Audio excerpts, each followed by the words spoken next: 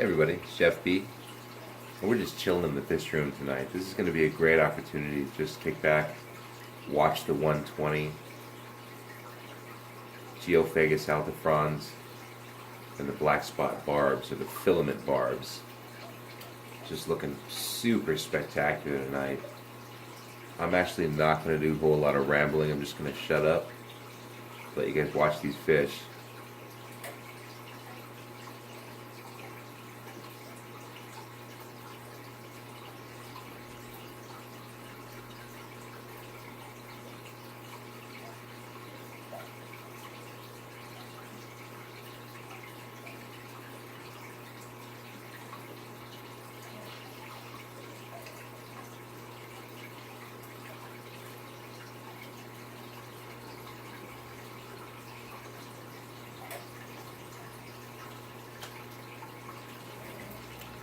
The depth of color that's coming out in the black spot barbs these days is really, really satisfying, really worth keeping them. I'm so disappointed in having lost the ones that I've had, because I'd love to see much more of them. I mean, again, their color isn't really, it doesn't pop. They're obviously not like a discus or something like that. But as they move, they have this pearl to them that it's just seems to endlessly mature and grow into something deeper that I'm really enjoying. So, do I plan on keeping more of them? You know, I don't know at this point, but I definitely enjoy the survivors that I have. And that is 2 males and 1 female. Let's go ahead and check them out a little closer.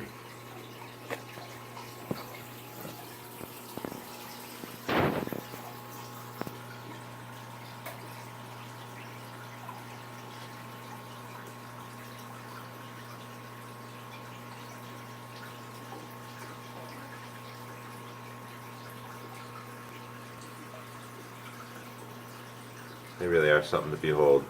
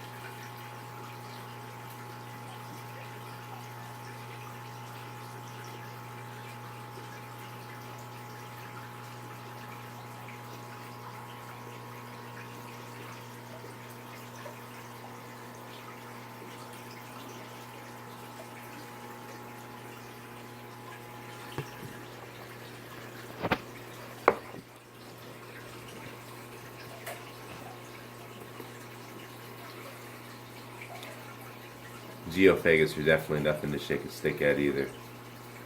Out of the 4, I do have one that seems to be sort of bigger and one definitely smaller. As far as sexing, you know, I really can't tell. I do think I have a mix, but I can't really tell who's who because of the distinguishing features. If anyone knows, you know, jump out and let me know. I do think at this point they might still be just a little small.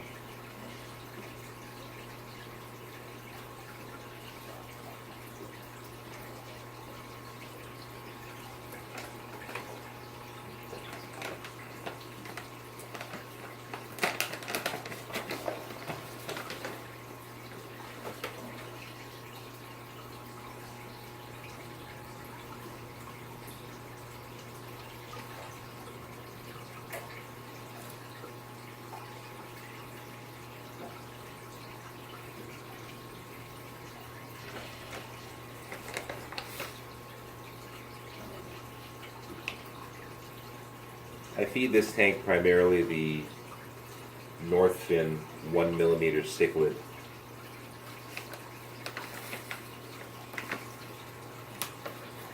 Gives the opportunity for the Geophagus to really kind of chew through the substrate to milk that out. And that's a natural behavior for them, so I like to kind of give that to them.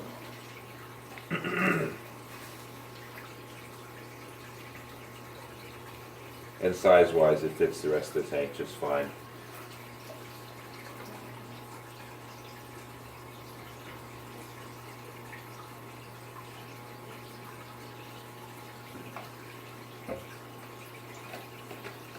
Depending on where you are in the world, you probably want to be getting your fish food from Northfin USA. Real easy to navigate, great customer service, and a wide variety of products. So go ahead and check them out.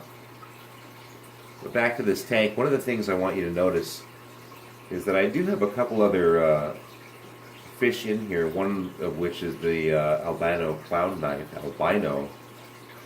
that just swam through the scene a couple times, as well as a common pleco. But you don't really get to see them very often, and that's one of the things I actually kind of like about this tank, is that it provides just so much hiding spaces and so many numerous places for them to stash out, that I think ultimately the fish are actually really comfortable in this tank, not only because of the depth that it has. This 120 does have a pretty good depth on it, including what's behind the backdrop, and that applies for some of the smaller fish.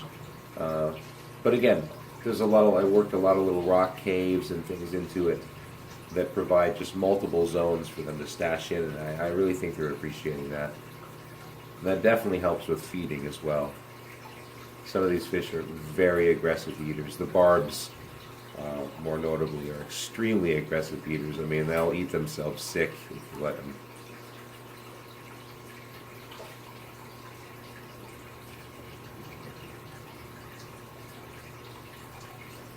This clown knife is pellet trained. I'm really very pleased with that.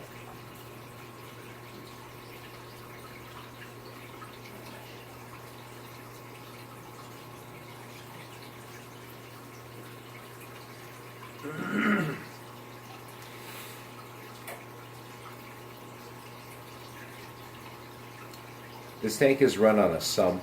I have a 20-gallon sump that sits just beneath it.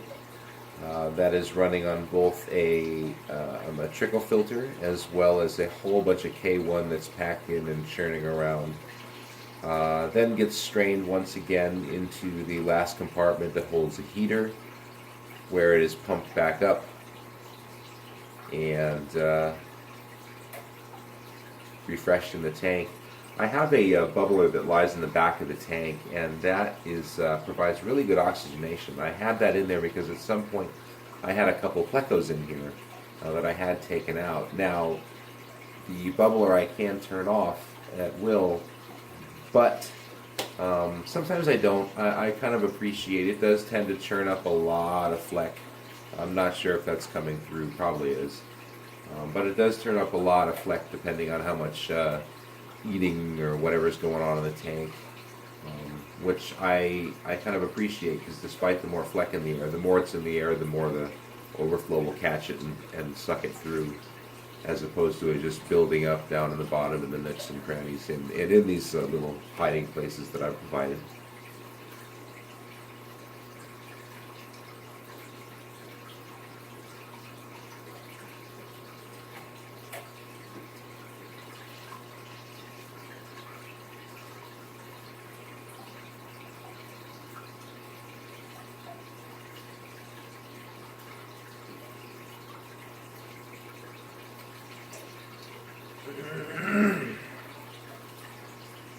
Let's do one more close-up and I'll let you guys go.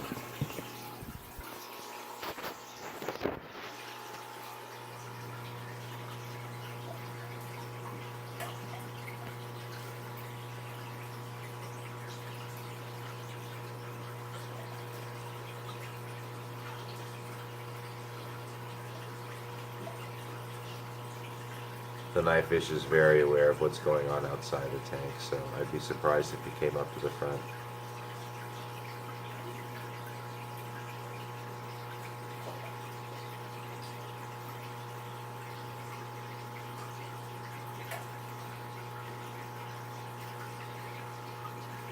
Well, there you go, folks.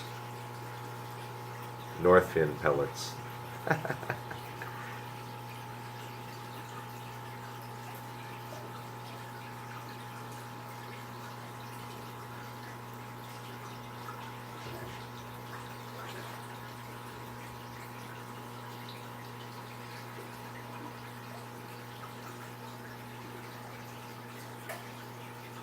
Gourami fits really well in this tank, oddly enough, or maybe not oddly enough. You know, it's a pretty rough and tumble little fish and doesn't take a whole lot of crap from anybody. And ultimately, you know, there's not a whole lot of flow in this tank, so once the bubblers are off, you know, really it's actually pretty accurate for them. But either way, it has a pretty good life in this tank and stays pretty stoked. It was pretty pissed off when I put the geos in, but you know, you can't run your world by what the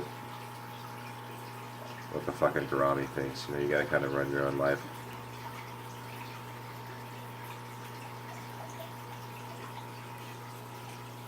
Let's push it. What do you think?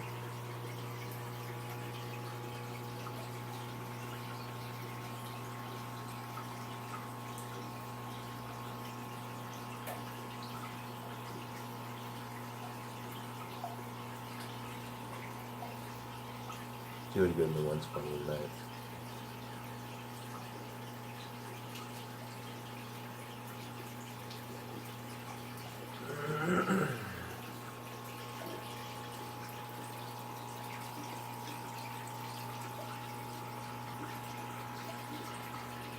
Guys, I'm gonna peel out.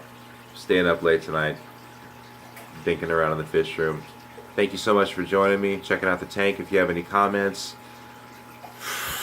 like it, dislike it, whatever you want to do. It's good to hang out again. I'll talk to you later.